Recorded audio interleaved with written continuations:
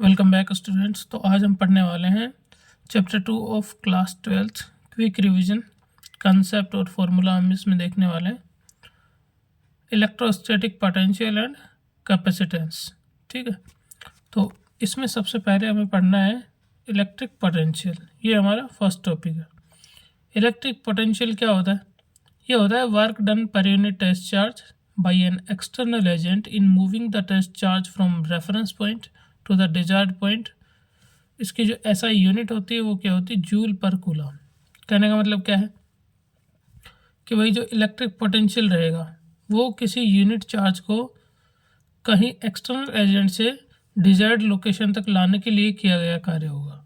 ठीक, इसमें तीन इंपॉर्टेंट कंसेप्ट रहेंगे हमारे पास। Electric potential due to a point charge, first one. उसके बाद में electric potential due to a system of charges, अगर चार्ज एक ना हो उसके बजाय काफ़ी सारे चार्जेस हो, मानो पूरा की पूरा सिस्टम हो तो उसके लिए। और potential due to a dipole. ये तीनों क्या है? इलेक्ट्रिक पोटेंशियल है। तो सबसे पहले देखते हैं कि electric potential due to a point charge क्या होता है।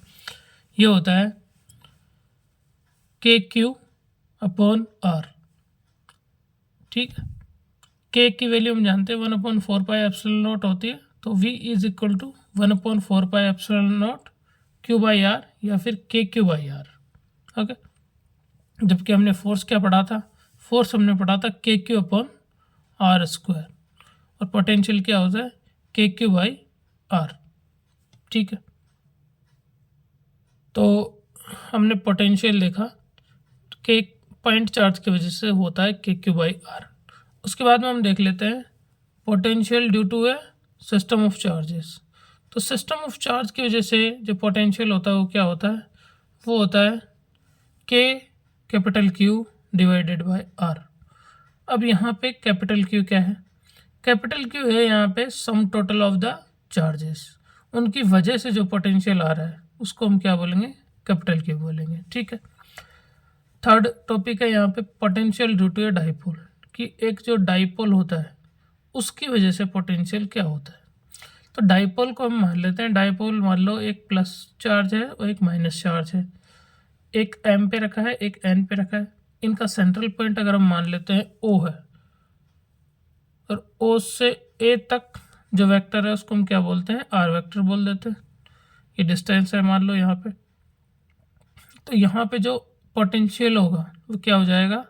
के dot P cos theta divided by r²। अब p बराबर क्या होता है? q into D. मतलब जितना चार्ज है दोनों पे, डाइपोल में हमेशा चार्ज बराबर रहेगा, चाहे +2q है तो -2q रहेगा, +nq है तो -nq रहेगा। यहाँ पे हमारे पास q है, +q एंड -q। तो charge divided by distance between them, तो q इंटू डी। अब यहाँ पे थीटा की वैल्यू क्या है? Angle AON। ओके, अब दो अलग अलग पोजीशन पे देख लेते हैं कि पोटेंशियल की वैल्यू क्या रहेगी, एक्सियल पोजीशन पे और इक्वेटोरियल पोजीशन पे।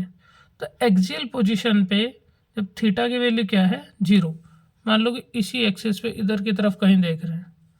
ठीक है, तो वहाँ पे पोटेंशियल की वैल्यू क्या रहेगी? KP/r², या फिर के की जगह हम लिख सकते हैं 1/4πε0/r²। ठीक है, वहीं अगर इक्वेटोरियल पोजीशन की बात करें तो इक्वेटोरियल पोजीशन पे क्या रह जाएगा? इक्वेटोरियल पोजीशन पे रहेगा जब theta is equal to 90 degree है। उस कंडीशन में क्या करेंगे?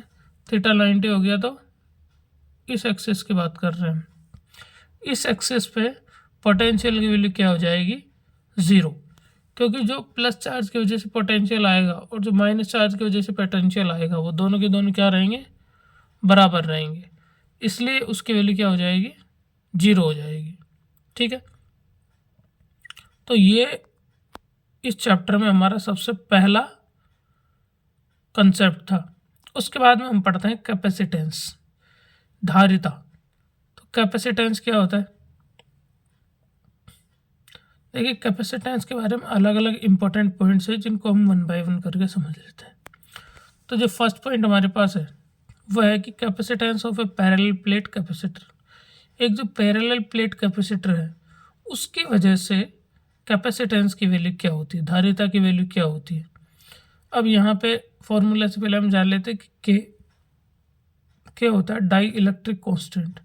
अब डाई इलेक्ट्रिक कॉन्स्टेंट को हम के मान लें तो कैपेसिटेंस की वैल्यू हो जाएगी epsilon O A divided by D into K, या फिर K epsilon A divided by D, ये कैपेसिटेंस की वैल्यू आ जाएगी। अब या तो इनको पैरेलल में रखा जा सकता है कैपेसिटर्स को, या फिर सीरीज में रखा जा सकता है। अब देखिए यहाँ पे देखिए जो पैरेलल वाले केस में क्या वैल्यू रहेगी, तो पैरेलल वाले केस में कैपेसिटेंस की वैल्यू रहेगी कि सबको क्या कर देंगे, ऐड कर देंगे, C is equal to C1 plus C2 plus C3 plus Cn। आपने रेजिस्टेंस वाला केस पढ़ा हो तो रेजिस्टेंस के केस में हम सीरीज में तो ऐड कर देते हैं और पैरेलल में 1/n करके उनका इक्विवेलेंट निकालते हैं। यहाँ पे हम पैरेलल के केस में क्या आता है, सम टोटल करते हैं C1 plus C2 plus C3। अब देखो सीरीज वाला केस कहाँ है, ये रहा, ये सीरीज वाला केस है हमारे पास। तो सीरीज वाले केस में क्या करते हैं कि 1/c equivalent is equal to 1/c1 plus 1/c2 plus 1/c3, और इस तरह से 1/cn, जितने भी n है सबको हम क्या कर देंगे, यहाँ पे ऐड कर देंगे। तो ये अगर कैपेसिटर को सीरीज में और पैरेलल में रखें तो उनकी इक्विवेलेंट कैपेसिटेंस या फिर धारिता क्या रहेगी संयुक्त, उसके बारे में देखा हमने। उसके बाद हम देखते हैं capacitance when material slab inserted between them. अगर मटेरियल स्लैब को उनके बीच दो कैपेसिटेंस के बीच में रख दिया जाए तो कैपेसिटेंस पे क्या इफेक्ट पड़ेगा वो हम देख सकते हैं। तो कैपेसिटेंस की वैल्यू हो जाएगी K epsilon not A divided by in bracket K into D minus of X capital K minus 1 bracket close. अब यहाँ पे के क्या है, यहाँ पे के की वैल्यू है डाई इलेक्ट्रिक कॉन्स्टेंट। तो इस फॉर्मूला में आप देख सकते हैं कि जो कैपेसिटेंस है इनवर्सली प्रोपोर्शनल है किसके, 1/x के, ठीक है। x क्या है यहाँ पे, thickness of the slab inserted. तो यदि थिकनेस ऑफ द स्लैब ज़्यादा होगी तो फिर कैपेसिटेंस की वैल्यू क्या रहेगी, कम रहेगी, धारिता की वैल्यू कम रहेगी। वहीं अगर थिकनेस को कम कर दें तो कैपेसिटेंस की वैल्यू बढ़ जाती है। ओके, अब हमें देखना है capacitance of A spherical capacitor. अगर कैपेसिटर हमारा स्फेरिकल है तो उसकी वजह से कैपेसिटेंस की वैल्यू क्या होती है, तो यहाँ पे 4 epsilon not divided by 1/r1 minus 1/r2, ठीक है। ये डिफरेंट रेडियस की बात कर रहा है कि r1 रेडियस है, r2 भी यहाँ पे क्या है, रेडियस है। और अगर आइसोलेटेड स्फीयर हमारे पास एक जैसा है, दोनों मतलब रेडियस बराबर है, तो कैपेसिटेंस की वैल्यू हो जाएगी 4 एप्सिलॉन नॉट r, ठीक है। अगला जो टॉपिक है हमारा वो क्या है, एनर्जी स्टोर्ड, कि भाई कैपेसिटेंस के अंदर जो एनर्जी स्टोर्ड रहती है और एनर्जी स्टोर्ड की वैल्यू क्या रहती है, तो U is equal to half of CV², और इसको Q²/2CV बोल देते हैं। क्या बोलेंगे, Q²/2C या फिर हाफ ऑफ MV², ठीक है। तो ये कैपेसिटेंस के बारे में इंपॉर्टेंट कंसेप्ट है हमारे पास। कैपेसिटेंस C/Q/V होता है, ये आपको पहले से ही पता है, ठीक है। उसके बाद में हम पढ़ लेते हैं कि डाइलेक्ट्रिक क्या होता है। तो क्या होता है डाइलेक्ट्रिक, डाइलेक्ट्रिक के पढ़ने से पहले हमें दो कंसेप्ट पता होना चाहिए कि कंडक्टर्स क्या होते हैं और इंसुलेटर्स क्या होते हैं। तो कंडक्टर वो मटेरियल होता है जिनको इलेक्ट्रिक फील्ड में रखने से जितने भी फ्री इलेक्ट्रॉन हैं अपोजिट डायरेक्शन में एक ही डायरेक्शन में सेट हो जाते हैं। Such a material which when placed in an electric field the free electrons move in a direction opposite to the field. और इंसुलेटर्स क्या होते हैं, वे सभी मटेरियल जो कि जिनमें इलेक्ट्रॉन टाइटली बाउंड होते हैं, और जब इनको एक इलेक्ट्रिक फील्ड में रखा जाता है तो इलेक्ट्रॉन्स कहीं भी मूव नहीं करते हैं। कहने का मतलब ये है कि यहाँ पे फ्री इलेक्ट्रॉन होते ही नहीं है, ठीक है. Such a material in which electrons are tightly bound and when exposed in an electric field, electrons does not move. For example, having no free electrons. अब यहाँ पे अगले पॉइंट है कि electric field inside a conductor is zero. किसी भी conductor के अंदर इलेक्ट्रिक फील्ड की वैल्यू क्या होती है? जीरो होती है. Electric field is always perpendicular to the charge surface. Electric field हमेशा चार्ज सरफेस के परपेंडिकुलर रहेगा, मतलब 90 डिग्री पे रहेगा. ठीक है, वो डायरेक्शन की बात कर रहे हैं. स्टैटिक स्टेट में there will be no additional charge in a conductor. जब स्टैटिक स्टेट है उस टाइम पे कंडक्टर में एडिशनल चार्ज नहीं रहेगा. No additional charge, zero additional charge रहेगा. ठीक है. एफ की वैल्यू यहाँ पे हो जाएगी अगर के को मैं मान लूँ कि dielectric constant of a medium है. ठीक है, तो एफ इज इक्वल टू, वैसे हमने क्या पढ़ा था, के Q1 Q2 upon are square हो जाएगा. और वो जो के था वो कांस्टेंट है 1/4 पाई एप्सिलॉन नॉट. ठीक है, तो हम F is equal to 1/4 pi epsilon naught Q1 Q2 divided by R square. तो अगर उसको नीचे के एप्सिलॉन नॉट के से मल्टीप्लाई कर दें तो वैल्यू क्या आ जाएगी? Force in a dielectric medium. ये हो जाएगी Q1 Q2 divided by 4 pi epsilon naught dot K dot R square. और ये के की value dielectric constant of the medium.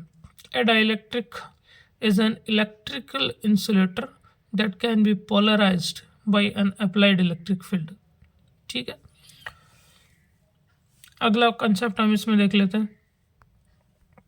अब अगला कॉन्सेप्ट है हमारे पास